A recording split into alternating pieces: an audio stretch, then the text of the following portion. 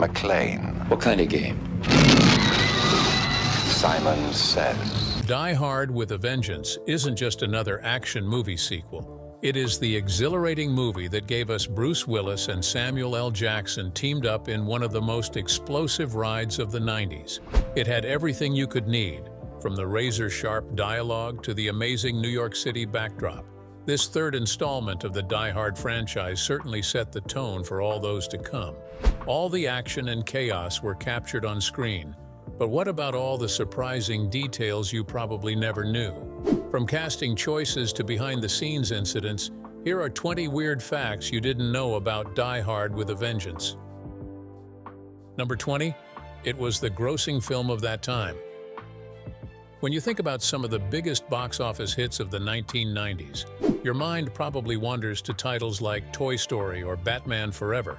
It might shock you to realize that Die Hard with a Vengeance topped all those titles in 1995, finishing its theatrical run as the year's highest-grossing film. Despite mixed reviews and what some might call an underwhelming performance in the United States, where it garnered a reasonable but not record-breaking total, the movie really took off overseas. The international audience clearly loved it, so much so that they loved the high-stakes action and the unlikely buddy dynamic going on between Bruce Willis and Samuel L. Jackson. Since the international audience loved it, it earned an impressive $366.1 million against a $90 million production budget. This was a great success. Its predecessor, Die Hard 2: Die Harder, had already been considered a huge success in 1990, and it earned $240.2 million globally.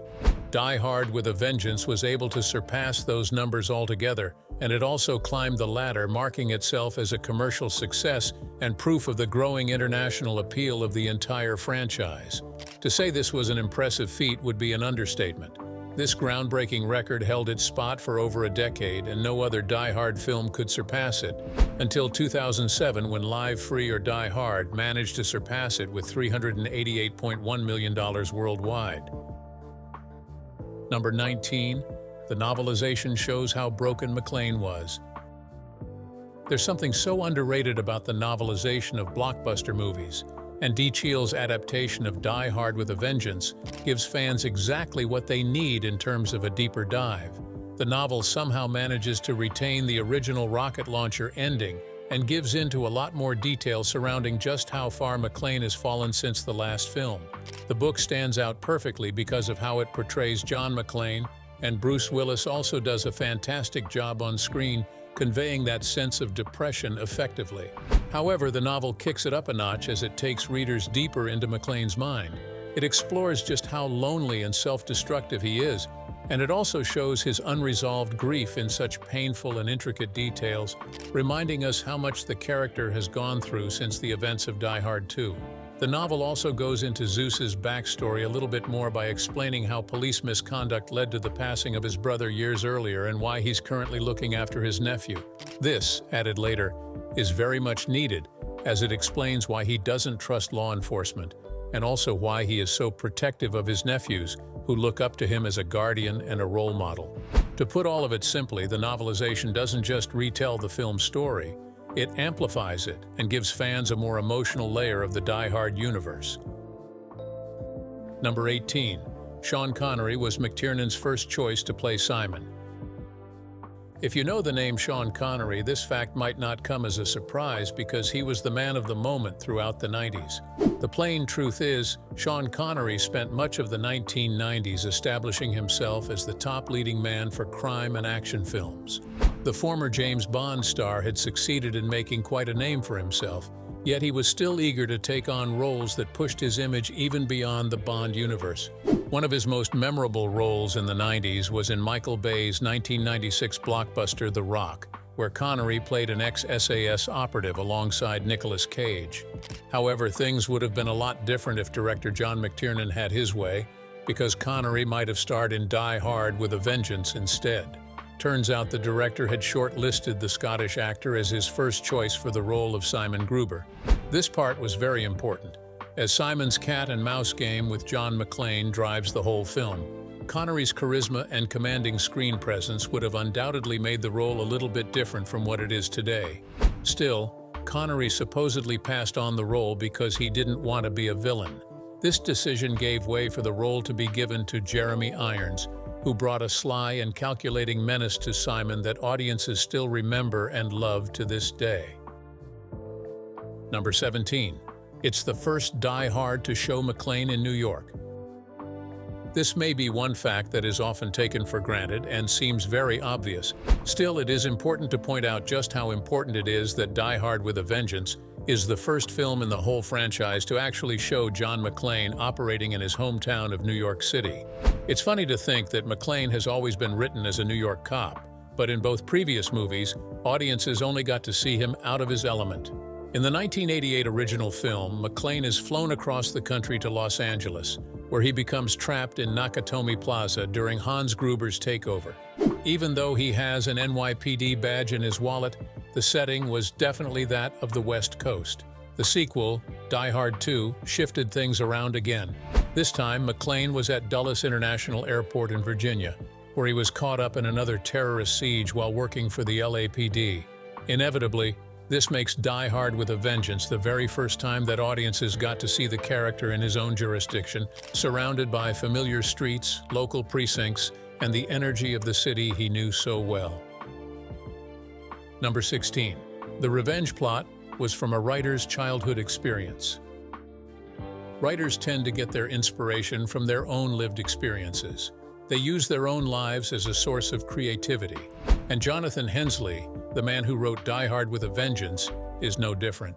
Die Hard with a Vengeance is a cat-and-mouse story of revenge, which actually comes from a childhood experience the writer had, and the worry over whether it would come back to haunt him. As Hensleigh tells it, the premise behind Simon Says came from when he once accidentally injured a friend after throwing a rock at him. While the situation sounded fairly ordinary, it still left quite a mark and an impression on him. Hensleigh remembered that he was worried about the possibility that years later, the injured friend might hold a grudge and return to exact some form of revenge. While it might seem mundane to you, it still resulted in a great story. Again, while the idea might seem mundane on the surface, it gave the film a quite interesting human core that people could connect with. By connecting this childhood story to the film, Hensleigh created one of the franchise's most memorable villains in Simon Gruber, whose personal vendetta amps up the tension even more. The look on McClane's face when he learns Simon is Hans Gruber's brother sells it alone. Bruce Willis's expression sells the weight of the revelation, making the revenge theme both personal and thrilling. It is strange to think that what started as childhood anxiety ended up being a part of the most iconic plots of the 1990s. Number 15. The writer was detained by the FBI. When you think about a Die Hard movie, you probably think about explosions and gunfights right away. However, Die Hard with a Vengeance added quite a clever twist to its action by adding in a surprisingly realistic heist. Instead of targeting Fort Knox, the film reveals that the true motherlode of gold is actually stored in the New York Federal Reserve, a fact that probably shocked many fans. The man who came up with this brilliant idea was screenwriter Jonathan Hensleigh. While developing the script, he conducted extensive research into how the Federal Reserve operates, incorporating a high level of accuracy regarding the gold reserves and security that caught the attention of the FBI. In fact, after completing his draft, Hensleigh was actually detained and questioned by federal agents who feared he might know too much about the inner workings of America's financial system. The irony of it all was that he actually hadn't uncovered any hidden government secrets. Instead, most of the information came straight out of a New York Times article that had been published some years earlier. The article gave details on the logistics of the Federal Reserve's gold holdings. Hensleigh had simply used it as inspiration and filled in the blanks to make the script even more convincing. Still, this just goes to show how believable the film's heist was, because it was so believable that the FBI themselves thought it was too real. Number 14. Most of the German spoken is complete gibberish.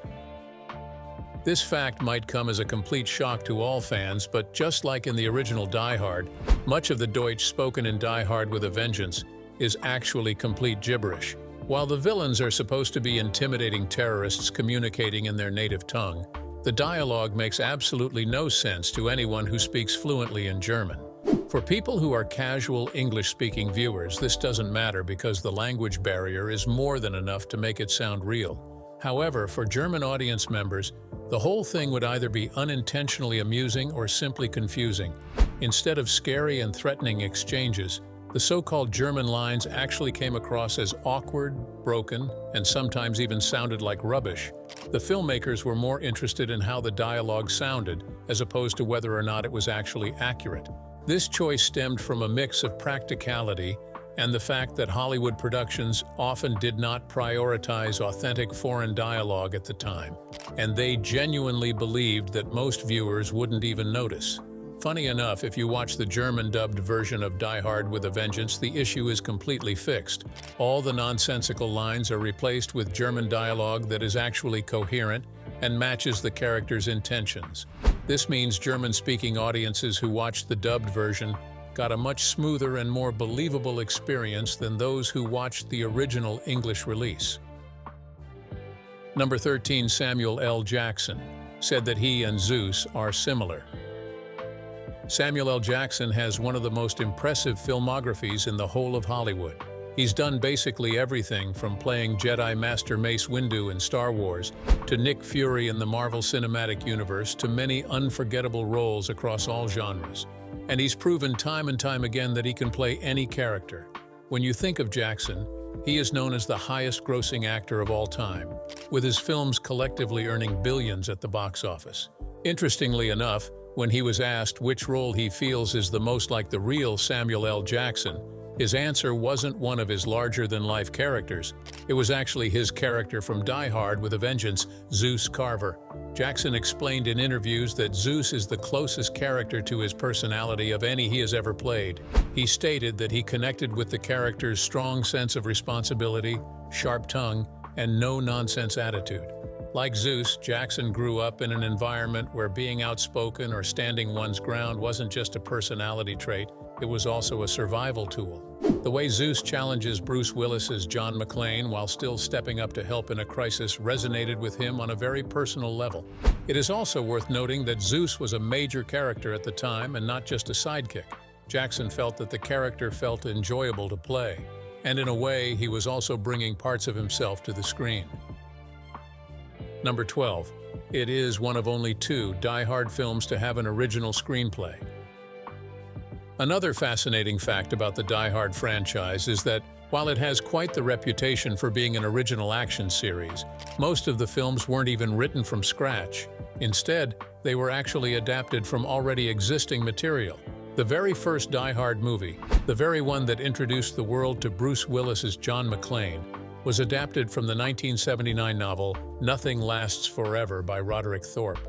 The second installment, Die Hard 2, also followed that same path, and it took its own story from Walter Wager's novel 58 Minute. Even Live Free or Die Hard, the 2007 film, was not truly original. It also borrowed its conceit from a 1997 Wired magazine article by John Carlin titled A Farewell to Arms, which dealt with the rise of cyber-terrorism. That's why Die Hard with a Vengeance stands out as much as it does. Alongside 2013's A Good Day to Die Hard, it is one of the only 2 films in the franchise to actually come from a completely original screenplay. Jonathan Hensleigh wrote it, and the story was actually reworked from an unproduced script called Simon Says, which wasn't tied to the Die Hard series at all until it was adapted from McClane. This allowed the third movie to feel fresh and distinct from all its predecessors. At the end of the day, viewers were treated to a plot that offered unpredictability and a cast of memorable characters, including Zeus Carver. Number 11. There's a sneaky callback to the first film. This is one of those facts that you might have blinked and missed. Turns out, Simon Gruber emerging to avenge his brother's passing isn't the only callback to the first Die Hard film. However, for fans who actually pay attention, they would have also noticed that the callback doesn't end there. The film actually sneaks in a much more subtle callback to the original. In the first Die Hard film, John McClane was down to just 2 bullets during his showdown with Hans Gruber. The same thing was done in Die Hard with a Vengeance when McClane had his final confrontation with Simon. He also had 2 rounds in his revolver to take down the helicopter. This sequence, in a way, mirrors the tense finale of the original film while reinforcing McClane's resourcefulness under pressure. However, there's an even sneakier callback to the first film in the film's opening sequence. If you pay close attention to the first bombing, you will notice how the truck parked outside the Bonwitz department store has an Atlantic Courier logo emblazoned on the side. This is crucial because in the first film, Hans and his fellow thieves enter Nakatomi via Pacific Courier trucks. This seems like a minor detail, but it ties the films together, demonstrating that the filmmakers paid close attention to continuity. They also included Easter eggs for viewers who are keen on paying attention, allowing them to have fun trying to find them. Number 10. It takes over an hour for John McClane to K*L anyone. In the first two Die Hard films, John McClane gets straight into business quite quickly, and before you know it, he's plunged into all the action. Within the opening acts of both those movies, he's already in the middle of very dangerous shootouts and has left a trail of bad guys in his wake. The fast pace is what many viewers loved about the franchise. They expected McClane to get rid of his enemies as soon as the chaos began. However, Die Hard with a Vengeance strays away from this approach. In the third film, McClane doesn't fire his weapon in anger until well past the 1-hour mark. Instead of diving right into the firefights, the film focuses heavily on the intense cat-and-mouse game orchestrated by the villain Simon, as McClane and his reluctant partner Zeus Carver race across New York City, solving riddles and preventing bomb threats. This is quite a departure from what fans may be used to, and it also makes the film more of a high-stakes thriller, rather than just a film with non-stop shootouts. When McClane finally does fire his weapon, it is a scene that happens during his investigation of the New York Federal Reserve Depository. He realizes that a group of supposed security guards in an elevator are actually Simon's men in disguise, and he acts quickly. It is a moment in the film that is memorable, and it gives the audience exactly what they've been waiting for, as McClane eliminates many of them in proximity. Number 9. The actress who played Katya was a musician who composed Gilmore Girls. Never in a million years would you think Die Hard with a Vengeance and Gilmore Girls had any sort of connection whatsoever. However, they actually do have a weird connection, because one of the more noticeable adversaries in Die Hard with a Vengeance is Katya, who's played by singer and songwriter Sam Phillips. While many of the audience may know her face from the blockbuster, her original claim to fame actually comes from the world of music. Sam Phillips is a talented singer and songwriter who had already started creating a name for herself before she was cast in the third Die Hard film. The weirdest part is that even after her role in Die Hard, her acting career never really took off. In fact, she only has 3 acting credits to her name. She decided to return to music, where she has flourished for decades, instead of chasing down more film roles. One of her most notable contributions to television is that she actually composed the now iconic theme song for Gilmore Girls, and she also provides many of the show's background music. In essence, Sam Phillips managed to contribute to the epic blockbuster that is Die Hard with a Vengeance, as well as contributing to the iconic and quirky TV series Gilmore Girls, which continues to capture the hearts of its viewers one summer after another. Number 8. One of the proposed scripts later became Speed 2, Cruise Control. The gap between Die Hard with a Vengeance in 1995 and Live Free or Die Hard in 2007 is the most significant in the franchise, but even the 5-year gap between the second and the third film was still quite substantial at the time. After all, Die Hard 2 had been released only 2 years after the original, so fans thought that there would be a quicker release for the next one. So why did it actually take so long for the third film to get made? Well, the answer is trickier than you would have guessed. Part of the delay came from the absurd number of imitators that followed the release of the first movie. There were so many rip-offs that began to emerge after the first film premiered, the most notable one being Under Siege. The Steven Seagal film was Die Hard, but at sea. This caused a huge problem for writer James Hagen, who was already developing a script for Die Hard 3 at that time. The plot involved John and Holly being stuck at sea on their honeymoon cruise following a terrorist hijacking. What were the chances that the rip-offs were actually closer to home than anyone could have ever imagined? However, in quite a funny turn of events, that same Hagen script eventually inspired the plot for Speed 2, Speed Control, one of the most reviled action movie sequels ever made. Number 7. There was a rejected script that would have put McClane in the LA subway. When Under Siege hit theaters in 1992, it created quite a problem for the Die Hard team. What were the chances that the script they originally developed for the third movie involved John and Holly McClane trapped on a cruise ship, while Steven Seagal was already headlining what was basically a Die Hard at Sea film of his own? Their idea had to be tossed to the side, and all of a sudden, the producers were back to square one, and they were looking for a fresh and intense premise that could carry another sequel. During this time, one of the ideas circulating was an idea that would have taken the action underground. Writers John Fasano and Doug Richardson developed a treatment that placed John McClane in the Los Angeles subway system, battling terrorists who had taken over the trains. It was a setting that could have given the film a certain claustrophobic tension and even high-speed chases in dark tunnels, which was exactly the kind of vibe the franchise was known for. Unfortunately for the writers, this idea didn't go very far. Reports suggest that Bruce Willis wasn't a big fan of the concept, and he rejected it before it could even evolve into a full script. The producers had to move on, and they would later rework Jonathan Hensleigh's Simon Says spec script into what became Die Hard with a Vengeance. Number 6. There was another reason why it took 5 years to make Die Hard with a Vengeance. Aside from the fact that Under Siege threw the plans for Die Hard 3 straight out of the window, what you might not know is that other issues went on behind the scenes that actually delayed production on the sequel. For starters, following reported production troubles on Die Hard 2 and Predator 2, Fox decided to stop its working relationship with producer Joel Silver, who had worked with the first Die Hard sequel and the original, as well as producer Larry Gordon. Since Fox had decided to cut ties with both the Silver and Gordon, this gave room for quite a predicament. These two men found themselves in a fight over Bruce Willis, who appeared in The Last Boy Scout in 1991. Turns out, Willis had starred in The Last Boy Scout with Silver, while Gordon was pursuing him for another project, and this inevitably caused a bit of a ruckus.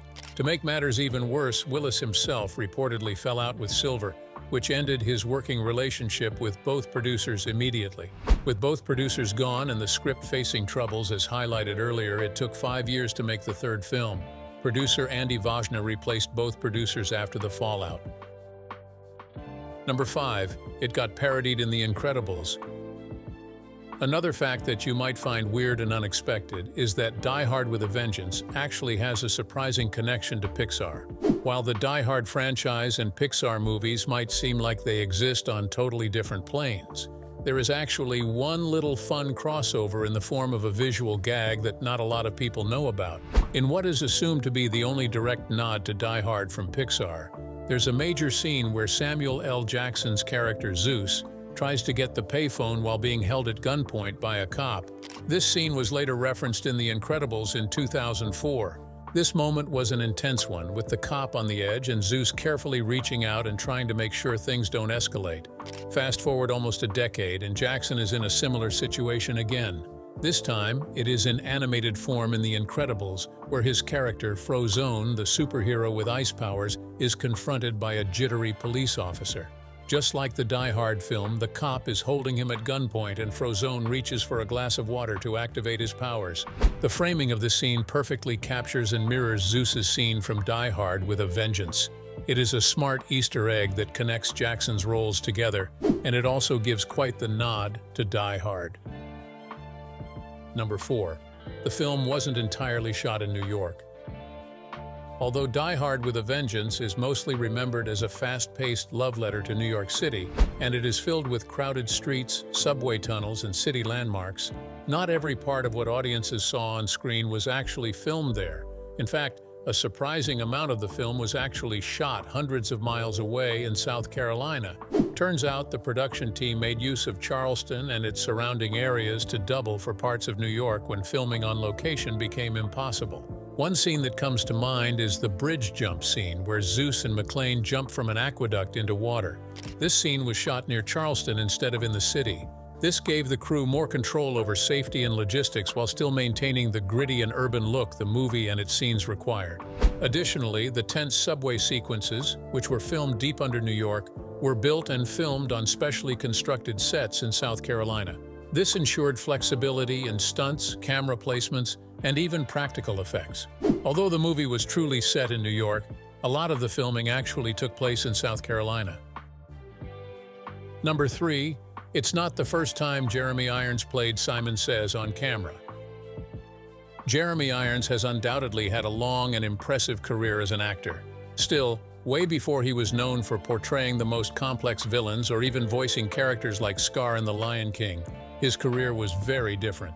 Like most British actors of his generation, he began his career on the stage, performing in the West End and earning praise for his work in Shakespearean productions. Before he ended up making his way to the world of movies, he also tried his hand at children's television. In the 1970s, Irons was a presenter on Play Away, a light-hearted BBC children's program. The show revolved around songs, sketches, and interactive games created to keep younger audiences engaged.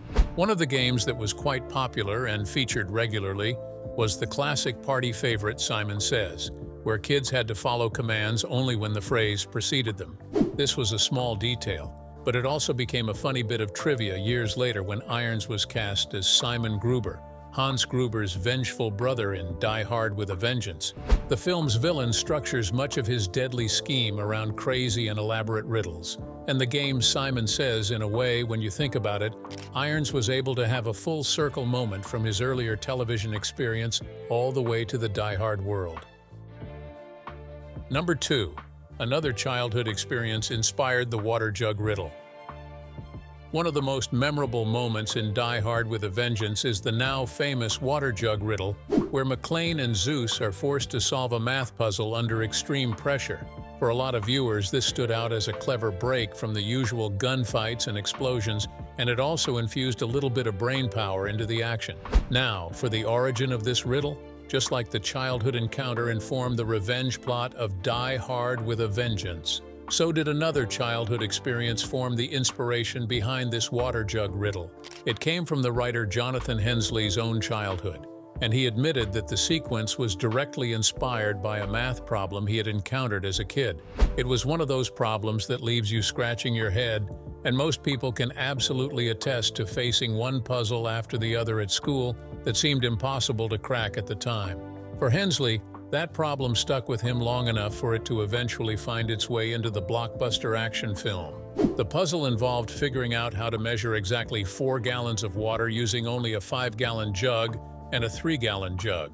While this might seem straightforward on paper, adding a bomb set to explode in minutes, and 2 men under an insane amount of pressure makes the scene all the more unforgettable. Number 1. John McTiernan could have released a completely different film back then. John McTiernan has an impressive filmography, featuring classics such as Predator, Die Hard, The Hunt for Red October, and Last Action Hero, among others. He was truly one of the prominent action filmmakers of the late 80s and early 90s. By the time the mid-1990s came around, Hollywood was more than keen on keeping him attached to blockbuster projects, and one of the offers he received could have completely changed his career. Before he was given the reins to Die Hard with a Vengeance, McTiernan was reportedly approached to direct the follow-up to Tim Burton's Batman Returns. That project eventually evolved into Batman Forever, which was led by Joel Schumacher and starred Val Kilmer as the Caped Crusader. McTiernan actually declined the opportunity and chose to return to the world of John McClane instead. It is hard not to imagine or think about what he would have done with The Dark Knight. It probably would have been different from what Joel Schumacher eventually came up with, but if it meant missing out on Die Hard with a Vengeance, it is safe to say that he made the right choice. Today, the Die Hard franchise is still one that has people talking, and each installment made its mark in the history of action-packed cinema. These are some of the weird facts about Die with a Vengeance that you probably didn't know about. From abandoned scripts and lost sequels to unexpected parodies, this movie has more layers than just explosions and one-liners. Which of these facts did you love the most? Let us know in the comments.